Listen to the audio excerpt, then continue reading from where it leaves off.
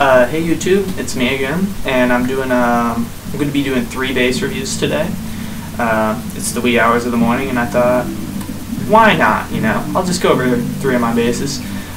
One's a 4, one's a 5, and one's a 6, and they get better in quality as the videos go on. They're going to be 3 separate videos.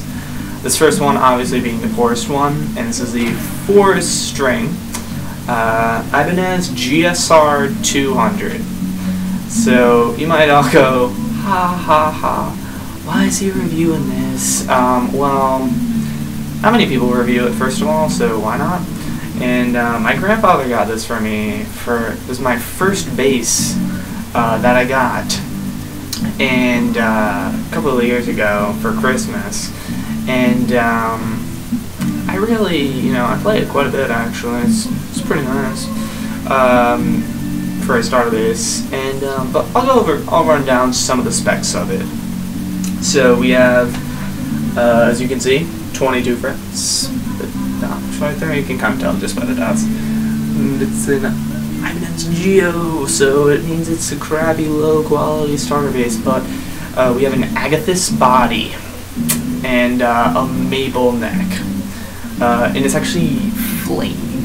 I don't know if the camera will do it justice because it's my laptop's camera, but it's flamed. Oh, made in China, so you know it's quality. Actually got some Chinese music playing right now, some Mulan soundtrack. That's really what inspired me to do all these. Why not? So basically, running down, rosewood fingerboard, yes, but running down on the pickups, they're like PSND or PNSD or something like that, some unknown thing that Ibanez does to their very cheap instruments.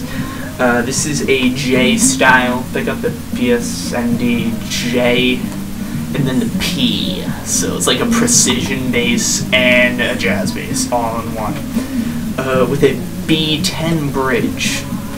If any of you Ibanez low-end aficionados know what a B10 is, be my guest and tell me. It's alright. It's got normal strap-offs. Oh, the frets are actually medium though, so that's I do like medium frets just because I do like low action, and having jumbo frets, you cannot just get it down that much. It's got a Fat 2 EQ in here, so that's the Fat 2 control. This is the volume for the jazz, and this is the volume for the P. And this is, I think that's just like a general contour one. I'm not quite sure. You could check up on the Ibanez website, and I'm positive they will tell you. Active pickups. You can see. Actually, no, I don't think you can. Oh yeah, you can see right around here-ish. There is a pickup, the battery component, which is nice. It's one of the good ones that just pops out, pop the battery in, whip it back up. It's like you don't have to unscrew the cavity with a lot of cheap stuff.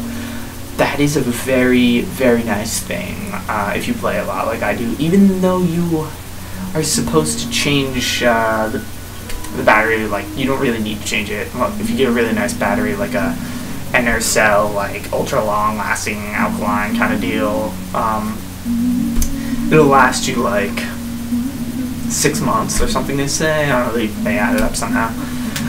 Math is not instructed. Oh, you can see it's a bolt-on neck, but it's kind of like scarfed a bit, so it's really not that much of a problem. With 22 frets, you're really not getting up there too much. It's not like an ESP Horizon FR27, like those things. I know it's guitar, whatever. Or it's like the Uli genre off like 36 fret guitar. But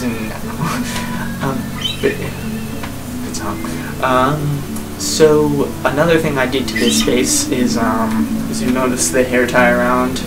It's very common for guys like me with long hair and females to have hair ties, but a lot of people, they tie it around like Greg House, for example, or like Victor Wooten.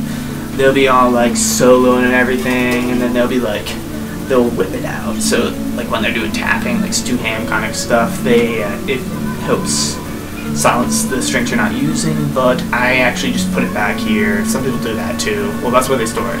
And if you have a cheaper instrument, and it can be somewhat rattly, and I use thicker gauge strings. I think I'm using a 110 on here, 110 through 50, I think. Don't quote me on that. I'm using, it's like an amalgam on this. You can tell the one green dot, that is clearly D'Addario. Then you have these other golden, I think that would be, that is probably Ernie Balls, I'm gonna say, just because I don't really use either of them, but I will do a string video later. But anyway, thank you for watching this. You learned a little bit about this bass. It's good for a starter bass. Oh, and I do name all my instruments, and this one's name is not Agatha, it is Jezebel. And, oh yeah, fun fact, for all the basses I have, I do put a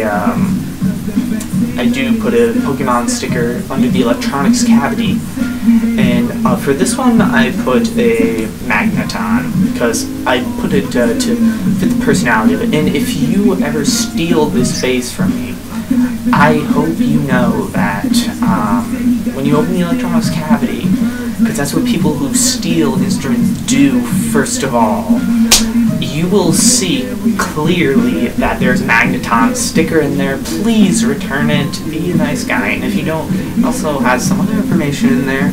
And I hope that To Catch a Predator guys will storm you and like just plow you down like they always do. Bad cop. No good cop, bad cop. Just bad cop. So, anyway, yeah. Take care of yourself. I got 2 more reviews coming up. So see you later.